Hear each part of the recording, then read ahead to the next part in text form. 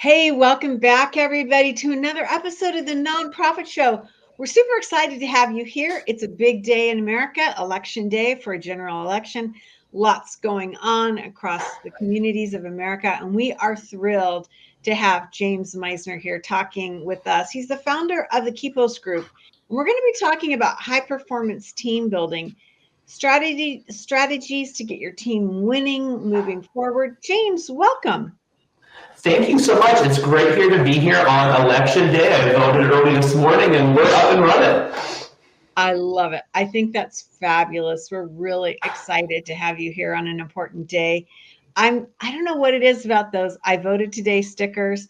I think they're like one of the coolest ideas ever. And it's really a lot of fun to see that across our country and in all different designs and everything. Yeah, super, super cool. Well, James, we're going to have a really interesting conversation because we're talking a lot about, the end of the year. It's such an important time for the nonprofit sector. We got all exercised about how we're doing and how our teams are performing. And so this is going to be a great conversation because so many of us were either like loving life in Q4 or we're like hating life. That's So right. it's really one of those, it can be so tough. Hey, one of the things that's not tough in our world are our amazing sponsors, and they include Bloomerang, American Nonprofit Academy, Staffing Boutique, Nonprofit Thought Leader, Fundraisers Friday, our new episodes on Friday just dedicated to fundraisers, Your Part-Time Controller, Third Sector Company, and Clear Impact. These are the folks that join us in our winning team day in and day out. I'm Julia C. Patrick, CEO of the American Nonprofit Academy. I have this amazing co-host panel. They come from across the country, incredibly diverse people working in all aspects of the nonprofit sector, but I'm flying solo today, so I could spend my time with James this morning. Okay, James Meisner, founder of the Kipos Group. What is Kipos, my friend? Okay, so Kipos is the Greek word for garden. And we started our company at the very end of the pandemic. And we had a family vote around what the company would be called. And our family hobby during the pandemic was gardening. We planted hundreds of perennial seeds in our backyard. And by 2021, people were taking pictures there. And so when we went around the dinner table, my daughter was like, let's call it something around gardening. And my wife Googled and found a cool word for garden, which is Kipos. Kipos. I love it. That's really a super cool idea because we are planting seeds for the future, for solutions, to solve problems in our communities, to build, a stronger nourishment for our communities. And so super cool. I love this. I got to also throw in there, I'm a gardener myself. So that really, really speaks to me. What does the Kipos Group do outside of having this farming ethos? Yeah, so we're a boutique consulting firm that helps small and mid-sized not-for-profits grow their revenue stream so that they can thrive and hopefully our tagline is grow beautiful things into the future as they deepen and expand their mission. I love it. Super cool. Well, this is perfect then because we're going to be talking about how we navigate our team. And the first question I'm going to ask you might seem a little bizarre, but how in the heck do we even define a high performance team? It seems like when you have a great team, you love them. When you don't have a great team, I don't want to go the other direction, but it's super negative. It just seems polarizing, right? So how do we define what's a high performance team?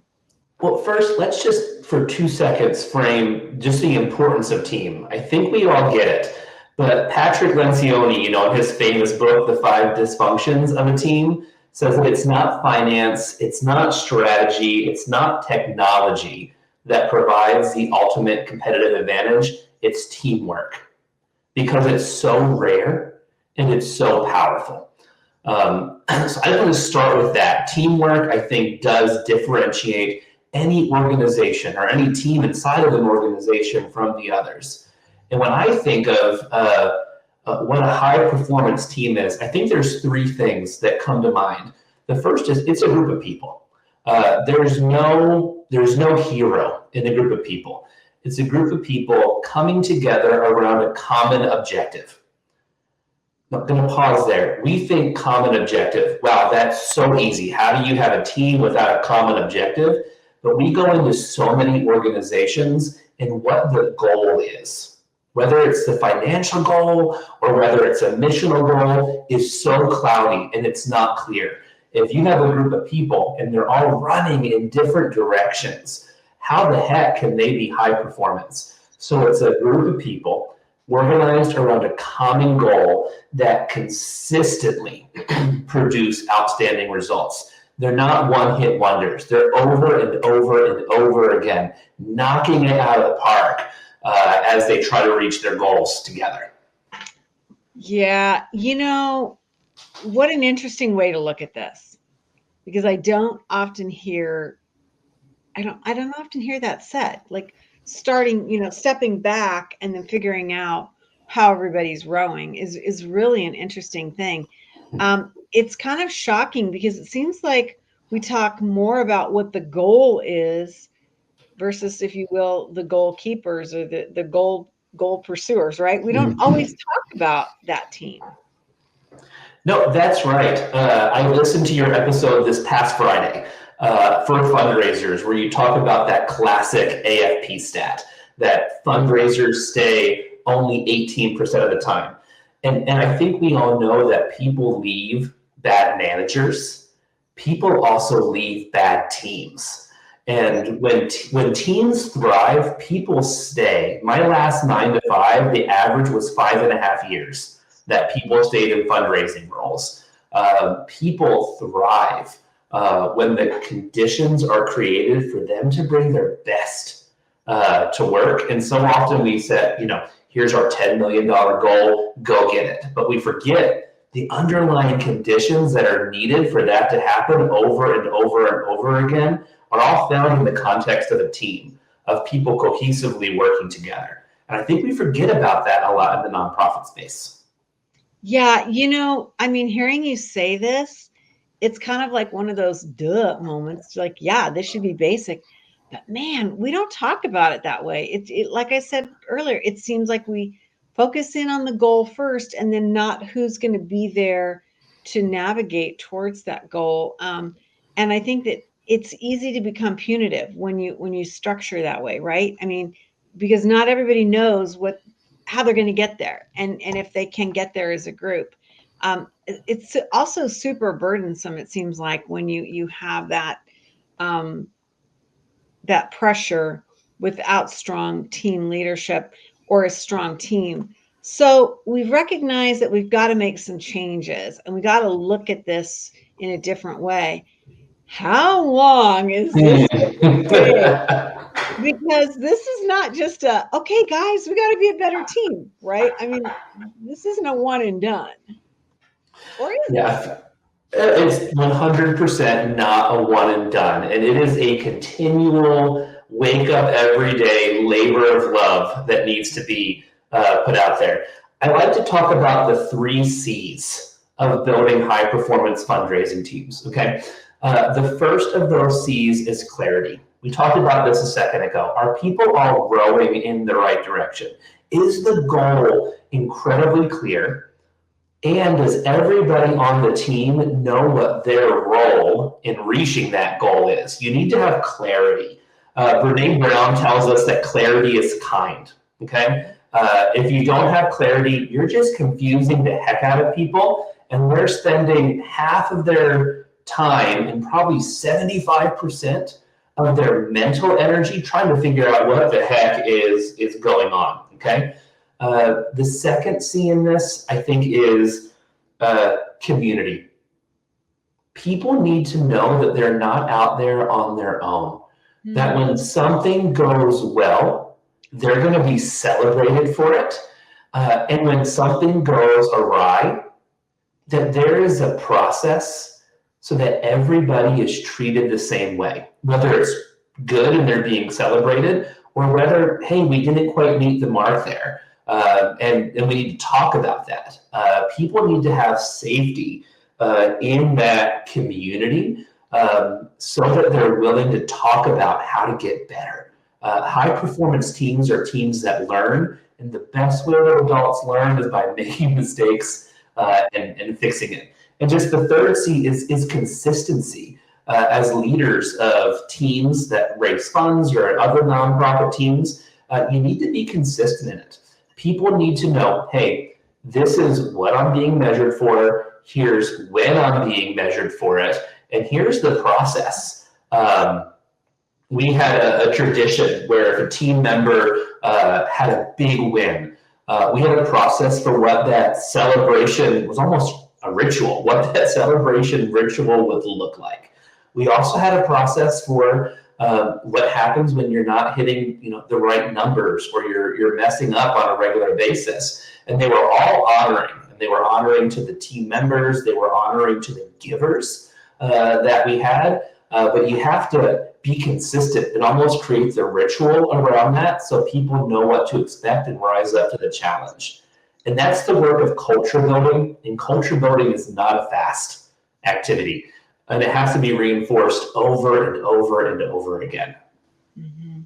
It seems to me like a leader has to be willing to invest in this process, in this understanding. It's almost like a redefinition, James, of leadership, right? And I've got to believe that there are a lot of leaders that would say, my role is to meet goal, whatever those goals are, versus saying, to lead the team. I think there's two ways that leaders can look at it. One is the leader that says, hey, here's my goal, and I have to hit that number come hell or high water, and I will do whatever it takes to get there. And I think that oftentimes in the pressure cooker that is the nonprofit world, because you have to hit that number, or the people that you serve, especially if you're direct service, type of not-for-profit, that pressure just gets to you. But I also think that it's short-sighted, that it's just looking at it 1 year at a time, and you're not looking at something on a multi-year basis. The other way I think that leaders can look at it is, how do I create the conditions for success so that these people that have been entrusted to me, that these people that I'm stewarding, their careers and their passions and their skill sets, that they get to be the best versions of themselves every day when they show up to work. I think leader number one might hit the goal the first year, but they're gonna hit a ceiling, and they're gonna top out at that years 2, 3, and 4. But the second type of leader, their year-over-year numbers are gonna look great because their team members are gonna stick around for a long time, and they're gonna grow with that leader. Right. And that's, this AFP stat, for those of you who might not have been with us when we had that episode on Fundraisers Friday, Arizona, goodness, Association of Fundraising Professionals, AFP, which is a premier professional association really in the nonprofit sector for fundraisers, reports and has reported for a long time that the average tenure of a fund development professional is running at like 18 months, meaning they are leaving their organization for whatever reason. And so it is a devastating aspect to our whole sector to be losing that bulk of people. I mean, we were talking programming or finance or C-suite, marketing, anything, that would be a crisis. And so this is a huge issue, and really something that I love, James, that you're, pardon me, talking about. Today, being a general election day, which can be a little dicey in the best of times, there's a concept of fun leadership. We don't often use the word fun and leadership together. What does this look like, my friend? Oh my goodness. I love talking about this because I think leadership is fun. I think team building is fun. I think doing good work is fun. When I talk about fun leadership, I'm not talking about rowdy, ha-ha, backslapping, that type of thing. I'm talking about a leader who is invested in the growth of their staff. I think that's really fun. I think a leader who presses you to be the best version of yourself is really fun. I think that leader who does create the underlying conditions for you to work as a team is fun. And I think a leader who celebrates people is fun. I also think a leader who has fun is fun. Leaders who are just so stressed out all the time that they're not thinking about anything else, that's a drag to be around that person. It's a drag to work on their team. I mentioned a few minutes ago, we had a culture of celebration. And we made it really fun. It wasn't just the Zoom call where, hey, you did a nice job, you got a big gift, let's clap. We had a culture of creating videos for each other. And so it was cheesy when it started. And we did the whole, let's ring a gong for somebody when they get a win. But what we did was we democratized that. And when someone got a win, we would assign somebody privately behind the scenes, hey, go make a video celebrating this person and celebrating the givers who made that gift that could bring around this great change in the world. We had people that one woman from New Hampshire in the winter had her kids sledding down a hill and throwing a snowball at like a frying pan to make a gong. And everybody loves that. They're being celebrated in these really unique ways. We used to have non-traditional holiday parties as fun. Fundraisers, you shouldn't be having parties with each other in November and December. For the holidays, you need to be working to raise the money. We always did ours in January as a celebration of year-end fundraising, and we would go all out. We would go on hiking trips together. We would bring in the best trivia people from DC to have a trivia party at someone's house. You make it fun. And it's not just backslapping, hey, let's go to happy hour fun.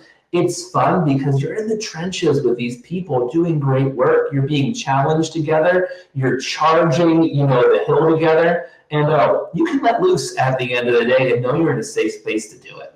Yeah.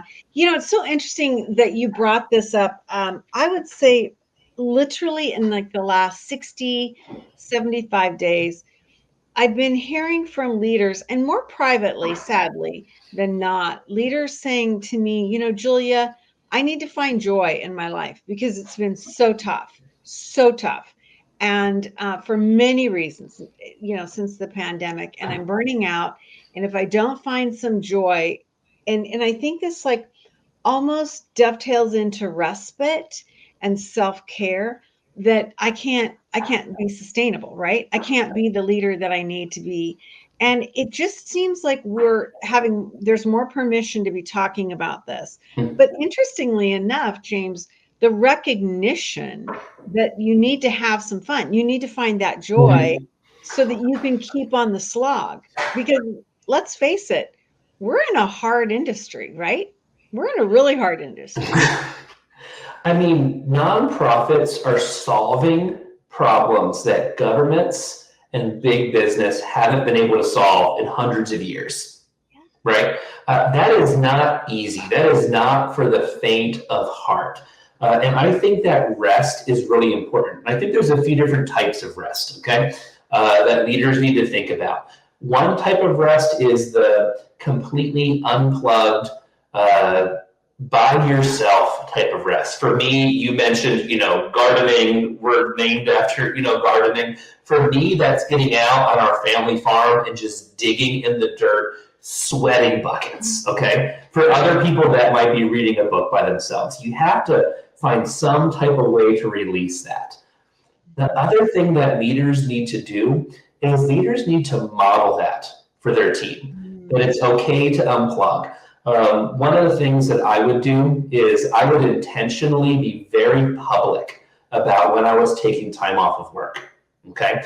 So that people knew, hey, the leader is taking time off, I can take time off. I was very intentional and still am. Hey, at this time I am done because I'm picking up my kids from school, we're hanging out, we're doing homework, we're making dinner together. Leaders also need to recognize that the same pressure they feel, their staff feels. So leaders, I know that there's not enough hours in the day. That's why we have a draft folder on our email boxes. If you're working at 10, 11 o'clock at night, save it until tomorrow morning to send to your staff. If you're on a flight home on Friday night from a work trip, great. I love that you're clearing your inbox so you can rest on the weekend. Don't send those emails until Monday. It might make you feel better, but what you're doing in your team is you're just ratcheting up their stress and anxiety level artificially. Stop doing it. I hate this concept of quiet quitting that people have started doing, but they're doing it because their leaders are wringing them dry, and leaders also have leaders that are wringing them dry. And we need to create that space for everyone so we can bring our best year over year over year so people don't look for the exit 18 months after starting a job. Right. It's so frightening to think that we are taking these people that have come to us that really want to do the heavy lifting, that really want to get behind a mission, the vision and the values, and navigate forward and share that passion with the community. And then we are ending up being our own worst enemies. And so I love that you bring this up. I think it's really an important conversation, especially this time of the year where we have this phenomenal pressure. We don't have a lot of time left, James. And as we end our episode today with you, let's talk about embracing imperfection and how that can drive progress. What does that mean? So I want to start by talking on this topic about fear. Okay. Nonprofit leaders hold themselves to incredibly high standards, probably higher standards than their for-profit counterparts. Nonprofit leaders are usually highly educated, they're type A, they're passionate, and they're probably more philosophical than their counterparts. And so the idea of making a decision and moving forward in a not-for-profit, that time takes 3 to 5x the time that same decision would get made in the for-profit world. And a lot of that is motivated by fear. What if I mess up? Because nonprofit leaders don't want to mess up because they're solving those big intractable problems that the world faces. And they do it with goals, they do it with performance management, we do it with everything, okay? There's a gentleman by the name of Len Schlesinger, and he was the head of Harvard Business School for a really long time. And he tried to find what he called the it factor that set super high performance leaders apart from everybody else. And the thing that he found is that when everybody else paused because they were afraid, they were unsure, they didn't know what to do, that really high performance leaders, they acted.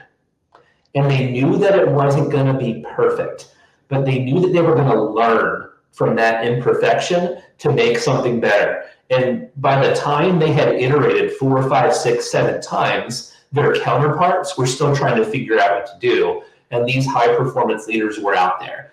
And when I go into nonprofits right now, what I see is people who are afraid and immobilized. They're afraid to set structure. They're afraid to handle staff that are dragging the rest of the team down. They're afraid to invest in the strategies that they know deep inside their heart will actually work. They're afraid of change. But the nonprofits that I see out there hitting their numbers year over year over year and growing are the ones that are out there iterating, doing it imperfectly. And imperfectly doesn't mean that you're doing it haphazardly, by the way. It doesn't mean you're putting bad products out. It doesn't mean your things are full of spelling errors. It just means that you're happy with a B plus or an A minus, and you realize that extra 7 or 10% to get to an A plus or 100% isn't going to yield you results that are materially different than the B plus or the A minus, so you go. And those leaders make a huge difference in the world, but they're found very few and far between in the nonprofit space, unfortunately. I was having lunch with a leader not too long ago, and I always ask this question, how are you doing? How are you coping with the stress? How are you navigating these challenges? And this leader looked me right in the eye and she said, Julia, if I don't do my job well, people die. And I was just like, yeah. I mean, but the pressure that this CEO is Mhm. under was heartbreaking, absolutely heartbreaking. And to navigate through that and to be a good leader when that is the pressing point on your behavior and in your decision making uh, is just stunning. And I think there's such a huge group in the nonprofit sector that live with this day in and day out. And so I love that you kind of have those guardrails. We need to be thinking about this so we can navigate to our fullest potential. Maybe not perfection, but to where we're going to get and move forward. I also like, James, that you talked about it's okay to make changes. It's okay to, if you will, edit. That's right. That's right. I want to just, as we're getting close to time, I want to talk about what you just mentioned, this nonprofit CEO. I worked for 10 years in the humanitarian space. We dealt with the poorest of the poor communities around the world, places that were ravaged by natural disaster and conflict. And there is this deep, intense pressure. If I don't do a great job right now, people will die. And to a certain degree, there's some truth in that. When I was a much younger person and still had some hair, there was a gentleman who was a mentor of mine. His name was Rich. And he kind of saw the career trajectory I was on. And he said, James, the thing that you need to learn that's going to help you navigate what is in front of you is the difference between being responsible for something and being responsible to something. When you're responsible for something, there's actually causality there. You are not responsible for a hurricane that devastated a community. You are not responsible for a war that's ravaging on and on and on in Sudan right now. You're responsible to it, to bring your best, to rally people, to communicate what's happening. And the pressure difference between I'm responsible for something versus I'm responsible to something is vastly different. And I think that has allowed me, over these decades of working in this high intensity humanitarian space, it's allowed me the space to step back and say, I'm not responsible for it. I'm not the one actually bringing about this injustice. I'm responsible to do something about it, but that looks very different than actually being on the line, on the hook, in terms of doing something. Wow. I love that. I love, love, love that. And what a piece of wisdom to take through the trajectory of your career. And thank you for sharing that, because for so many of us, and again, James, this time of year and on this day, this special day, that's an amazing message to take in and again, to share with your team. James Meisner, what a great, great find for us on the Nonprofit Show. I'm just delighted that we were able to connect. James is the founder of the Kipos Group. Learn more about James and his team and their work at the Kipos, Kipos group.com. Kipos is the Greek word for gardening, and we are always planting seeds and really, tilling ideas and efforts. And so, what a great, great conversation, James, we've had today. Thank you so much. Thanks for having me on. This has been so much fun. And if you haven't, get out there and vote today, folks. That's right. Good message. Good way to end this day. No matter what happens with this election, the nonprofit sector is going to be engaged and called to serve even more. And so you're right. This is an important thing for us to all recognize that we need to be doing and how we engage solutions in our communities. We have these amazing partners, and I want to make sure that we call them out as well. They include Bloomerang, American Nonprofit Academy, Staffing Boutique, Nonprofit Thought Leader, Fundraisers Friday, Your Part-Time Controller, Third Sector Company, and Clear Impact. These are the folks that join us day in and day out as we get very, very close to our 1200th episode. So our thanks to our amazing partners that work with us day in and day out. Okay, James, you have really planted some seeds for me today. I love responsibility to versus responsibility for. Thank you for sharing that wisdom. Thanks so much, Julia. I hope it helps the community out there. I think it will. I definitely think it will. Hey, everybody, as we end each and every episode of the Nonprofit Show, we end with this message. And on today, on a sacred day where we get to vote, the message goes like this: to stay well so you can do well. Thanks, everyone.